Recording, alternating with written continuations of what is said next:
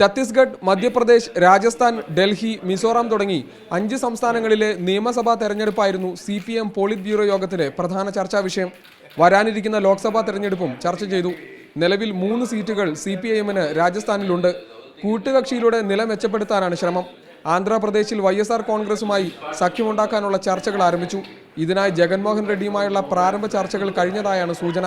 പൊതുതെരഞ്ഞെടുപ്പിന് മുൻപായി കോൺഗ്രസ് BJP ഇതര മുന്നണിക്കായുള്ള നയം രൂപീകരിക്കാനും ധാരണയായി. On these, lot of discussions are going on in different states on these alternatives put forwarded by the left parties.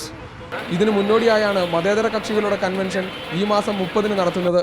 Lok Sabha തെരഞ്ഞെടുപ്പിൽ ദേശീയ തലത്തിൽ സഖ്യമുണ്ടാക്കേണ്ടെന്ന തീരുമാനത്തിലാണെങ്കിലും നിയമസഭാ തെരഞ്ഞെടുപ്പിൽ പ്രാദേശിക കക്ഷികളുമായി ഒരുമിച്ച് പോകും. ഐക്യജനതാദളും സമാജ്വാദി പാർട്ടിയും സംസ്ഥാന തലത്തിൽ CPIMന്റെ സഖ്യകക്ഷികളാകും. ലിജോ വർഗീസ്, മീഡിയ 1, ഡൽഹി.